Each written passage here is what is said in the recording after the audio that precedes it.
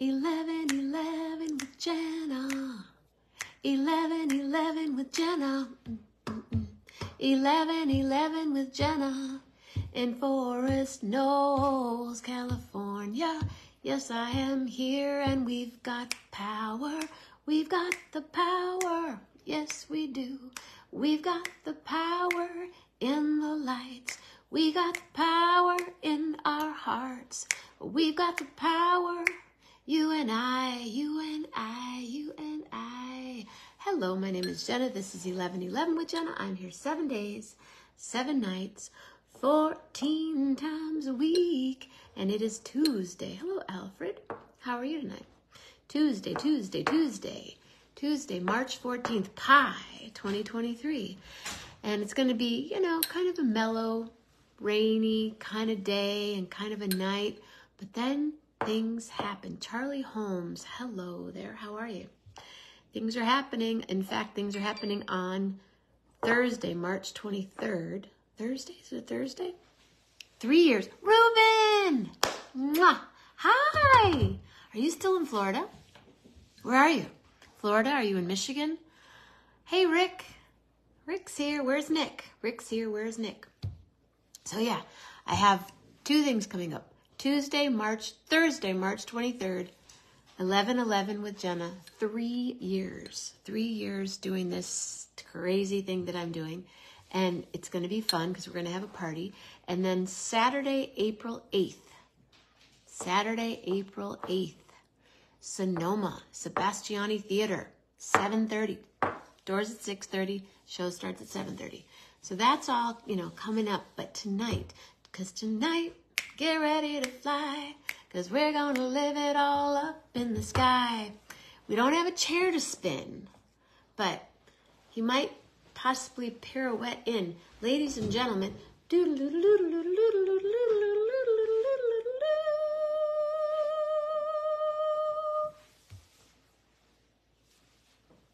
Dr. Andrew Rader in the house. No power. Yeah, we have crazy storms out here, but Rich doesn't have power right now. How are you? I'm good, Jenna. What's going on? Good to be here. He's here. Remember Tuesday nights with Andy? Here, but... I know, it's so good for me to be here. Here, I'll move my hair. My hair is kind of big right there for a little bit, but I have to have a little bit of big hair here. So what's going on? How's your hair? Oh, well, if I do it right, it has to be a messy kind of look. You do a messy thing. You do that. Like, do you use product? I'm experimenting with different products. Olive oil works. What do you put it on your hands and then? Yeah, I get it wet. Get your hands put it wet? on my hands, and then, do this thing. Check out that watch. Pretty cool watch. I have a black band and a red band. And how do you decide switch it out when you go? I go in waves. Yellow wave, red wave, Andrew Rader. black wave. Can you go more? I mean, are there other colors? Blue? Those are the only colors I have. Ah, what's the brand? Oh, boy. Mama Grace, you have to read beautiful. Oh, it's Hawaiian something. I read it earlier. Well, that's I could read it from across the room. line. 11:11 Hawaiian lifeguard. Andy. 11:11 with Andy. It's kind of weird lighting in here. I can't. Hawaiian Lifeguard Association. And? Stainless something. That's what it says. Hawaiian Lifeguard Association. Yeah. I'm sure if you Google that, you'll find it. Hawaiian Lifeguard Association watches with really cool bands. What's up? He acupunctured today. You had a few people today? Yeah, they braved the storm. Crazy storm. Like the rain was this. Sheets. How many inches earlier today? 4? 4 inches in 24 hours. Yesterday morning to this morning. And we haven't measured tonight, but the creek has risen. The creek has risen. It rages. The creek is raging. Maybe tomorrow morning's show I'll do the creek if it's not crazy raining. What did you have for lunch today? I saw you at breakfast and I saw you at dinner, but I didn't see you for lunch. I had, well, since I ate a late breakfast, I didn't really have lunch. No? You didn't have anything? No snack? No. Well, these little snacky bars that's up at the office, but we don't count that. Oh, you have a flu bug. Not good. What do you do when you have the flu? Like I have the flu? If you were to get sick, if you were to get the flu, oh, excuse me, like you never get sick. Hey, Reggie, if you were to get the flu. The very basics, sleep and water. That's pretty much I thought you were going to say wine. No, I'll do some herbs. I have herbs, but which herbs do you think? Well, they're Chinese herbs. Oh, and I wouldn't know what they are because they're Chinese herbs. It's a formula. A total form, like a flu formula, like a yin chow kind of vibe. Yin chow is really early in the game, and then if you start to feel it. What's the next one? Those little round, those black balls. Those I used to take those a lot. Well, they're different. But you know what I'm talking about. Well, there are many different ones. But there was a particular Chinese? flu one. Yeah. They don't classify it by flu. They don't say flu. Reggie says vitamin D, tea, and honey. Vitamin D, tea, and honey. I just take a lot of vitamin D anyway so that I don't get something. But it works for me. Wasn't it you that turned me on to a vitamin D? No. I took vitamin D. No, it was something that a friend of yours made it a supplement. What was that supplement? It wasn't D, because I take a D, but... Econogenics? Econogenics. Water. Oh, the 10 mushroom formula. Mushrooms. The mushrooms. 10 mushrooms. 10 mushrooms for elderberries. Yeah, elderberries are good. But it's really the basics. The basics. Sleep. Big cup. Is this cup large, Marge?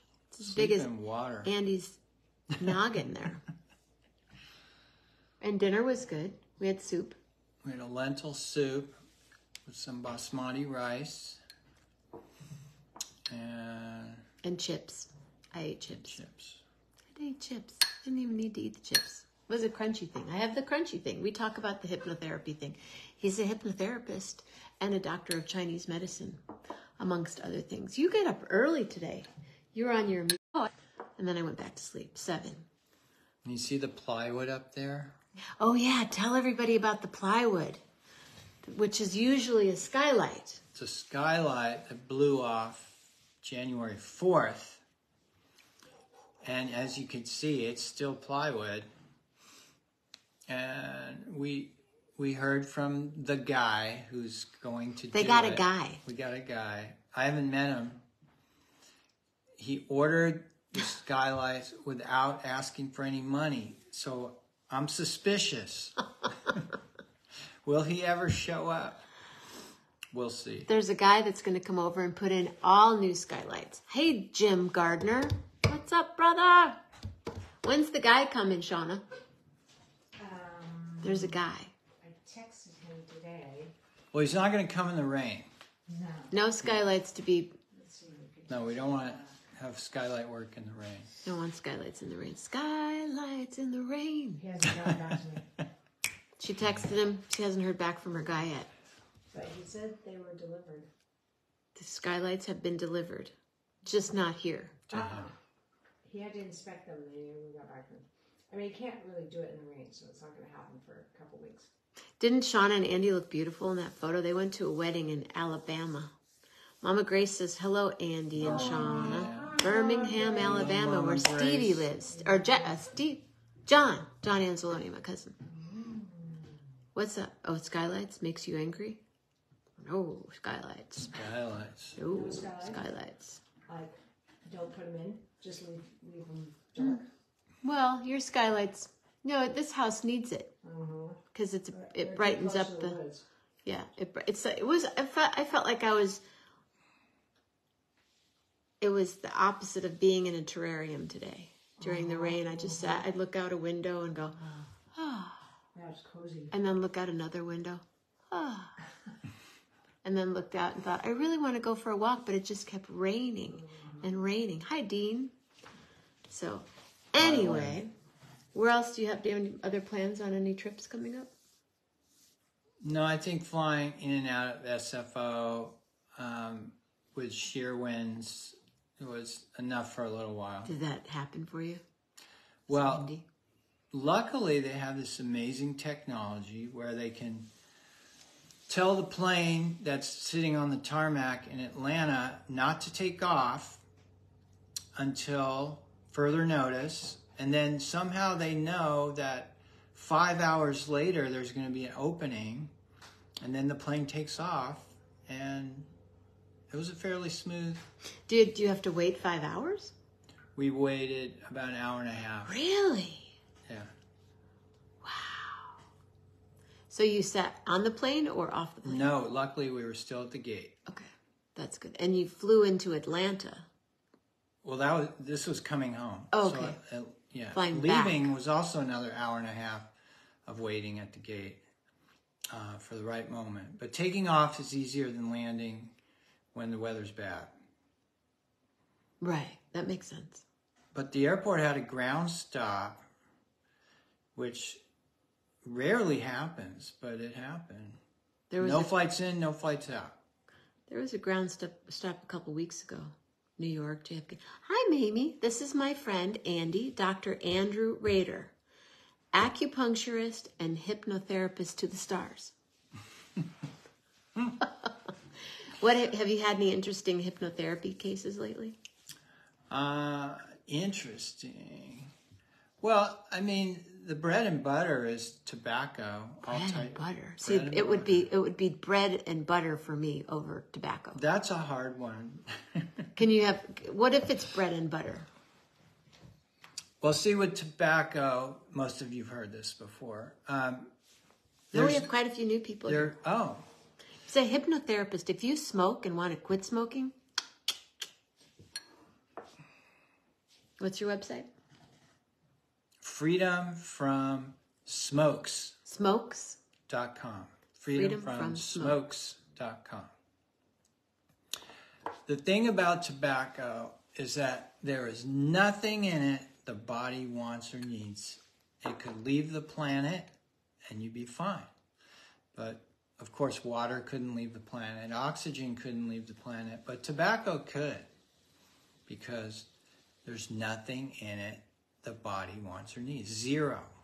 Now, you couldn't say that about alcohol because, hey, you eat a ripe banana, there's some alcohol in it. You ferment food, you eat a pickle, you eat sauerkraut, you eat yogurt, there's alcohol in there. Not a lot, but some. And, if you get hit by a bus, a little morphine might be a good thing. But with tobacco, there's never a situation where it would be of any benefit whatsoever in any way, shape, or form. Makes sense. So bread and butter. Bread and butter, meaning that's the easiest thing to do. But what if somebody really loved bread and butter? Could they be bread and butter. hypnotized Yeah. for not eating bread and butter?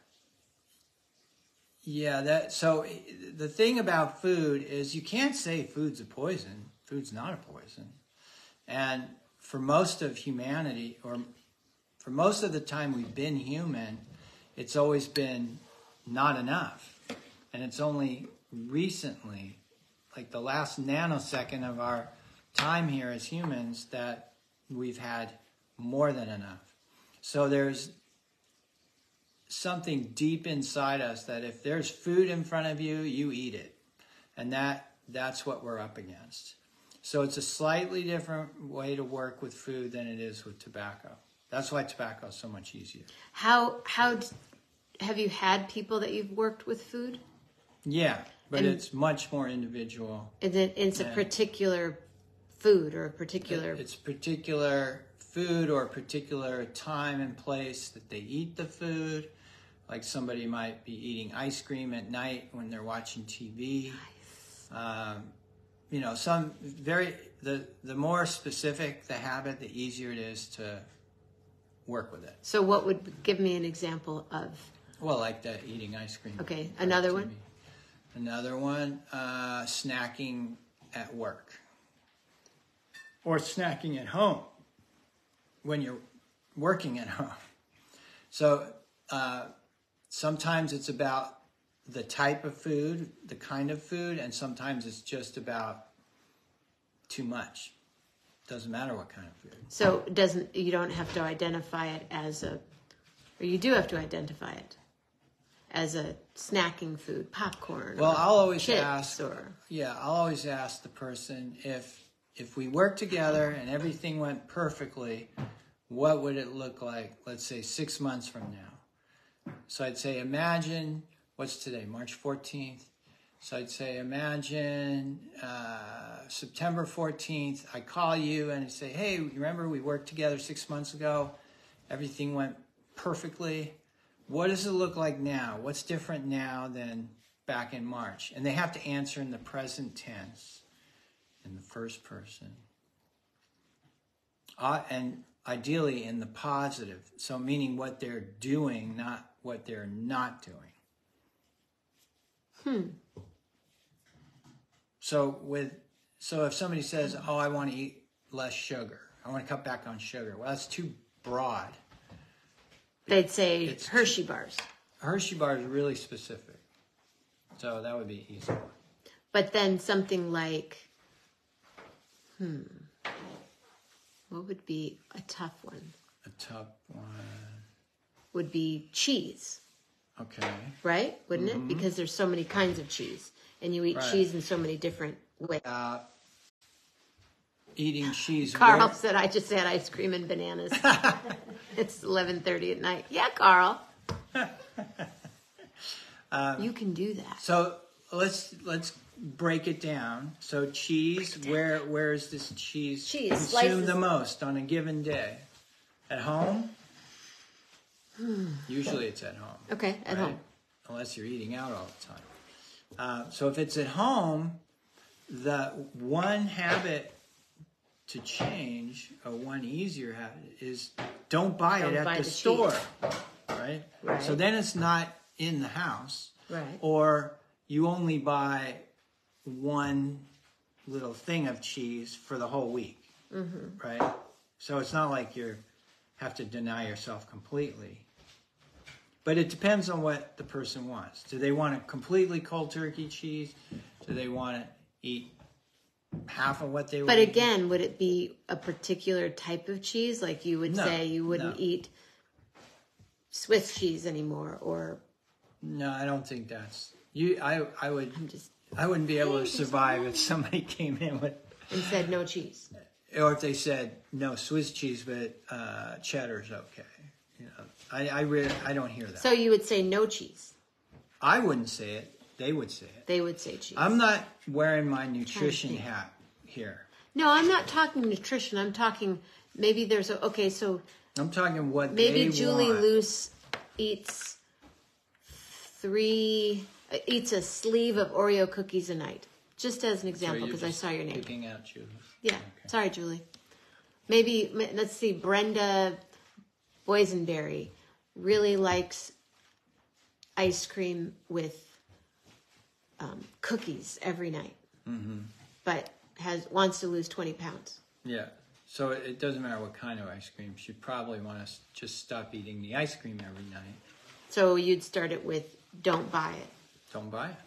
But what if they go to someone's house and there's ice cream? Well, that's once in a blue moon. And that could be a treat. And that's what a treat is, once in a blue moon. A treat is not every night. That's not a treat. But what if it is? If you live alone and No, you then it's go, not might a as well treat. have ice cream tonight. What the heck? Well, that's one part And of the then have mind. cheese afterwards. But then if that person wants to change, there's probably another part of their mind that's saying, oh man, I did it again. I hate this. So there's usually two parts of the mind going on. One part wants to make a change.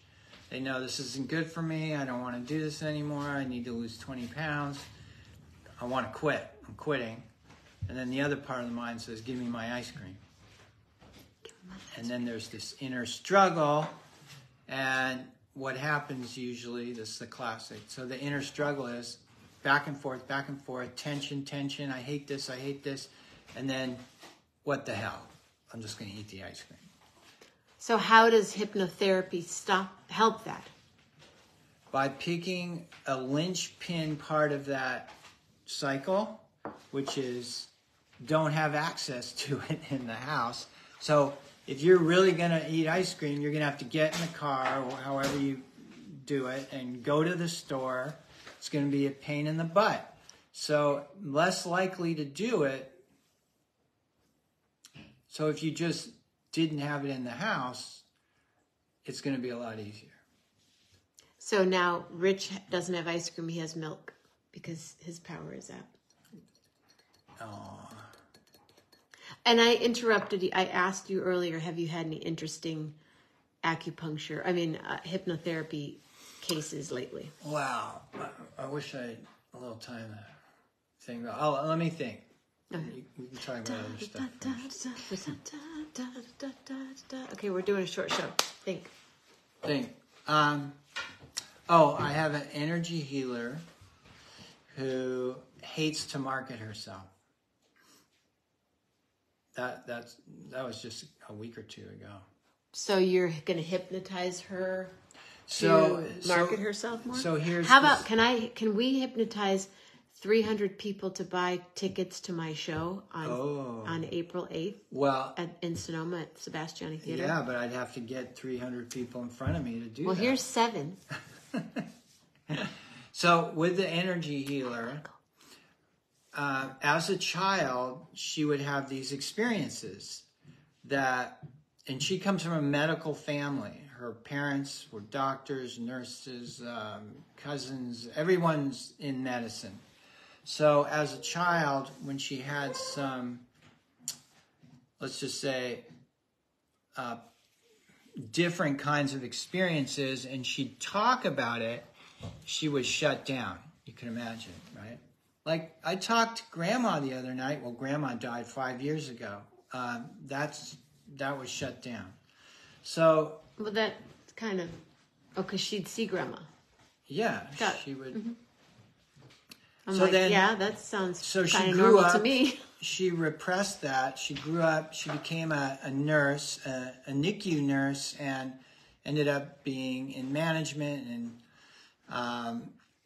had a big job at a big hospital. And then a few years ago, she decided this is not working for me anymore, and she wanted to pursue her skills as a energy, well, let's just say energy healer.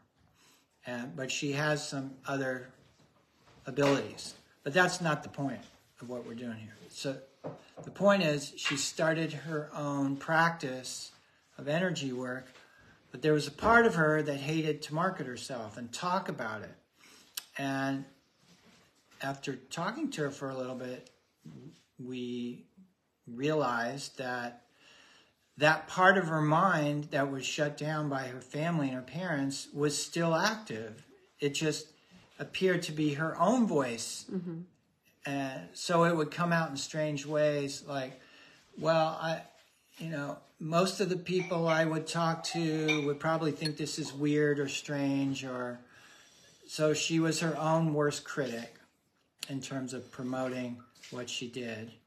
And so there's similar to smokers, there's this inner struggle, this inner argument going on. So once you point that out, once she sees that's 90% of the work, and then the rest is just becoming aware of that part of the mind that has that voice, and you recognize it, you notice it, but you don't let it dominate your life. It would be similar to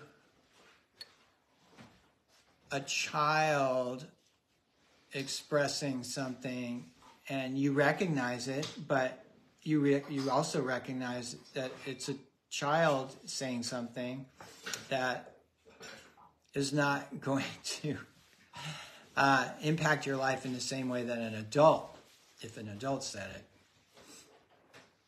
I don't know if that made any sense. I'm trying to be politically correct here. Yeah, don't ever take Rich too seriously. He just wants his lights on. Rich, turn on the lights. PG&E, get those lights on. So, do you think how many sessions do you think you would do with her where she would start marketing? One session made a big difference, and she's going to come back next week for a second. And usually I do these in groups of 3. You know. What about stage fright? Stage fright, that's a good one. Stage fright, public speaking, very similar thing. Usually, and you probably know this, a lot of performers are naturally. However, there are some who, once they get on stage, they thrive, and once they're off stage, it doesn't feel good. They go home and clean their bathroom. They only thrive in that environment where they're in front of a crowd of people. But usually it's the other way, where the nerves kick in. And it's similar to fear of flying, similar to public speaking, similar to test anxiety. It's a form of anxiety, which is almost, well, by definition, anxiety is a thought about the future that's not a good thought. You know, it's a negative picture of what the future might look like. But it's in the future, and you're having that thought in the present. So if you can recognize that you're having a thought while you're having a thought, it loses its power.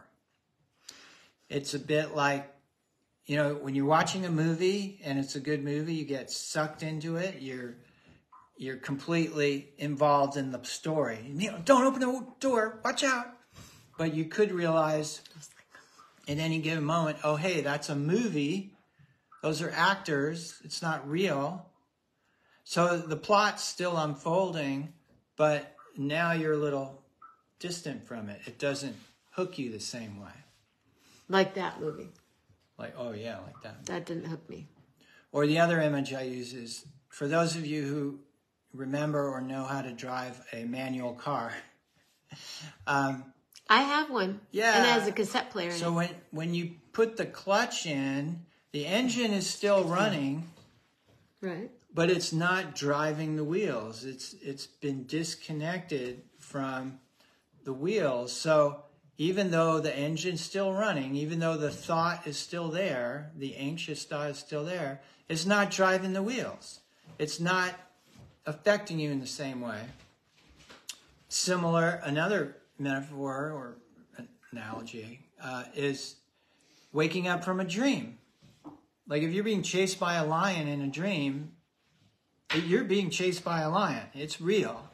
And then you wake up and now you realize, oh, wait a minute, that was a dream. It was just as real when it was happening, but now you have a different perspective. It doesn't fuel that anxiety anymore because you know it was a dream. You know that it was a thought about the future.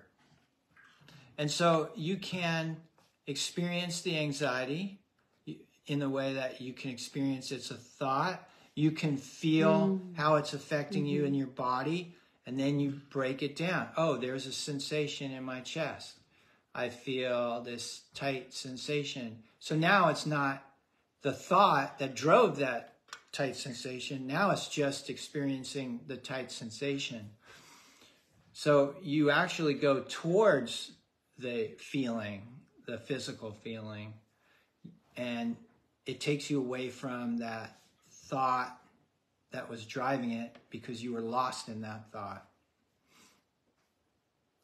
I have some ideas. Yeah. Thank you. But it takes practice. It really takes practice. So when you do a hypnosis on someone, when I get hypnotized, do I go away with exercises or anything to reinforce it? You don't have to. It's a shift in how your unconscious mind sees the situation.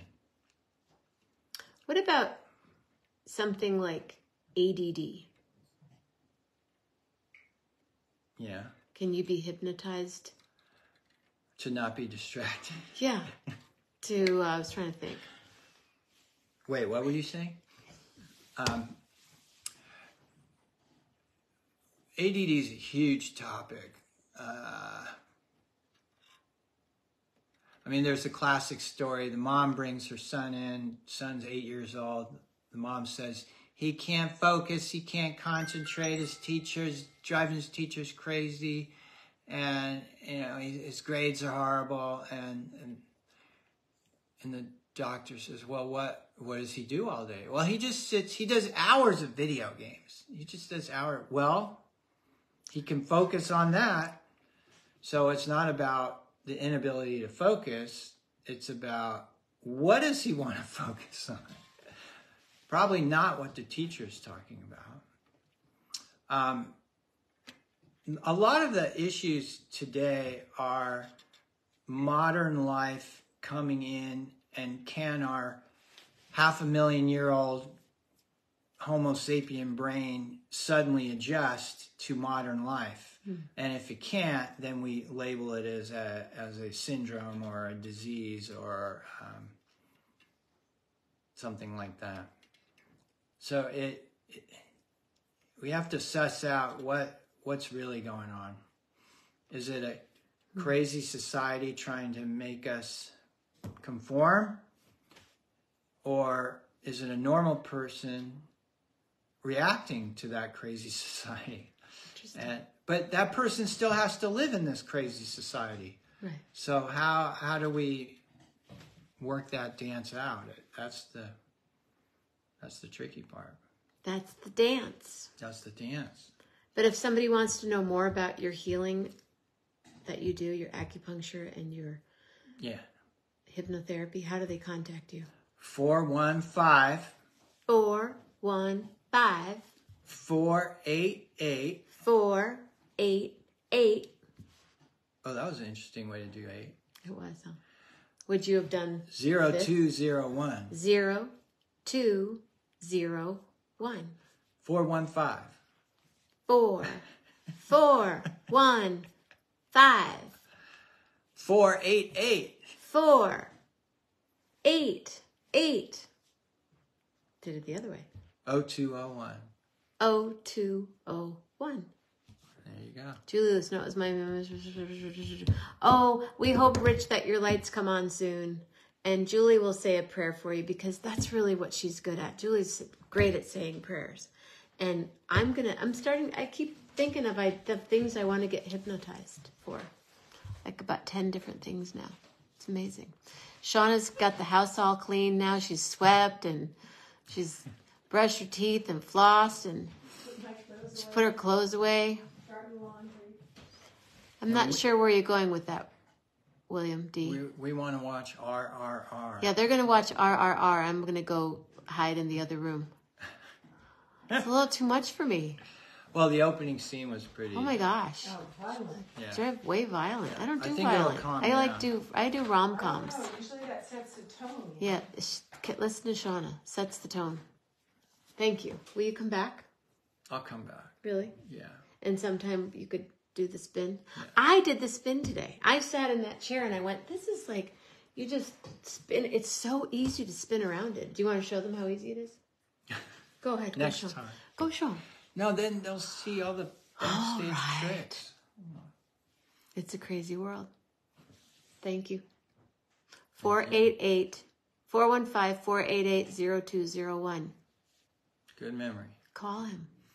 Thanks, you guys. See you tomorrow morning. Oh, we're going to show the creek tomorrow morning. Yeah, we can do that. I mean, it's raging. Water.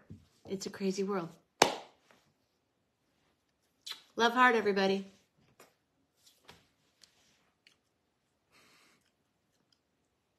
Good night, Andy. Good night, Jenna. Real hard. See ya.